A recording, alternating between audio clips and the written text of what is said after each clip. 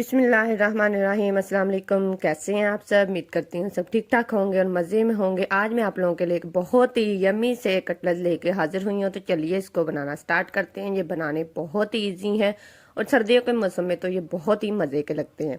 तो इसको बनाने के लिए सबसे पहले हमें चाहिए एक अदद पैन, जिसमें हम लोगों ने थोड़ा सा ऑयल डालना है।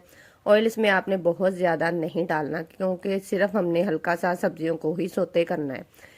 सब्जियों में शामिल गाजर और शिमला मिर्च, जिनको आप लोगों ने बारीक कट कर लेना है और इन दोनों को आपने ऑयल में अच्छे से सोते कर लेना है।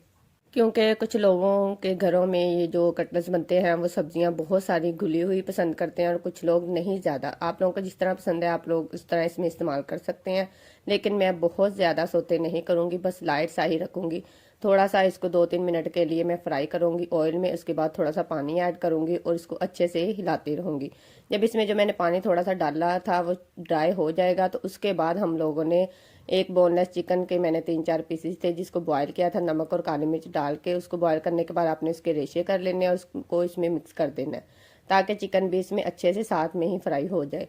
उसके बाद हम लोग इसमें लास्ट में स्पाइसेस ऐड करेंगे, जिसमें शामिल नमक और बीज वाली मिर्च होगी और थोड़ी सी हम लोग इसमें काली मिर्च भी ऐड करेंगे। खुशक धनिया भी ऐड करेंगे और उसके बाद अनारदाना ऐड करेंगे। अनारदाना वैसे ऑप्शनल है, लेकिन मुझे तो इनमें ये बहुत ही मज़े का लगता है, इसलिए मैंने इसमें ज़रूर ये शामिल किया है। इसको आपने अच्छे से मिक्स करना है ताकि इन सारी सब्जियों का पानी अच्छे से ड्राई हो जाए। जब इसको पानी सारा ड्राई हो जाएगा तो आप लोगों ने इनको अच्छे से ठंडा कर लेना है। दूसरी तरफ आप लोगों ने थोड़े से आलू बॉयल करने हैं। जब भी आप लोग आलू के कटलेट्स बनाए या कुछ भी, आपको चाहिए कि आलू को आप अच्छे से छील के उसके बाद इसको बॉयल करें। एक तो इससे ये आलू बहुत ही फ्रेश रहते हैं और बहुत सी इसमें चिपचिपाहट नहीं आती।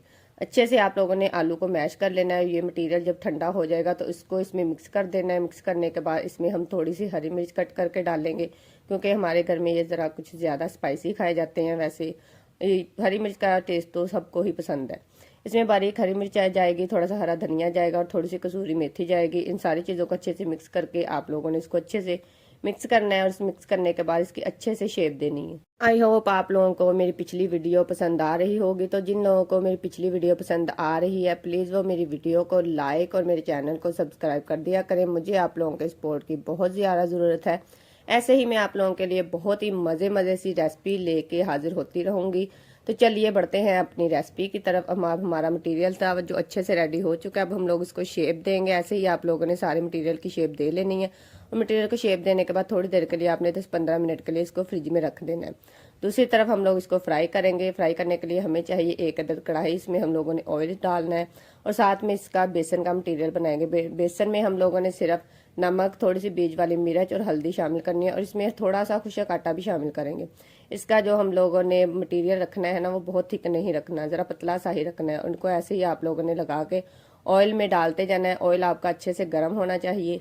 जब एक साइड से ये अच्छे से पक जाएंगे उसके बाद आप लोगों ने इसकी साइड चेंज करनी है। इसको आप लोगों ने बहुत ज़्यादा डार्क कलर नहीं देना। अगर आप लोग चाहते हैं कि इसका कलर बहुत ही प्यारा सा आए तो इसमें आप लोगों ने हल्दी का इस्तेमाल करना है, पिसी मिर्च का इस्तेमाल नहीं करना। सिर्फ टेस्ट के लिए हम लोग थोड़ी सी बीज वाली मिर्च इस्तेमाल करेंगे।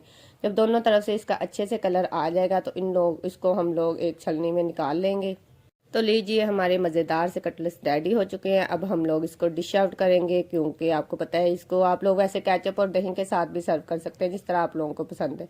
तो हमारे मज़ेदार से कटलेट्स रेडी हो चुके हैं। आई होप आप लोगों को मेरी वीडियो पसंद आई होगी। ऐसे ही मैं आप लोगों के लिए मज़े से रेसिपी लेके आती रहूँगी। वैसे आप लोग इसको अंडे और ब्रेड क्रम्ब से इसकी कोटिंग करके इसको वैसे भी फ्राई कर सकते हैं और बेसन लगा के भी इसको फ्राई कर सकते हैं। आई होप आप लोगों को मेरी वीडियो बहुत पसंद आ रही होगी।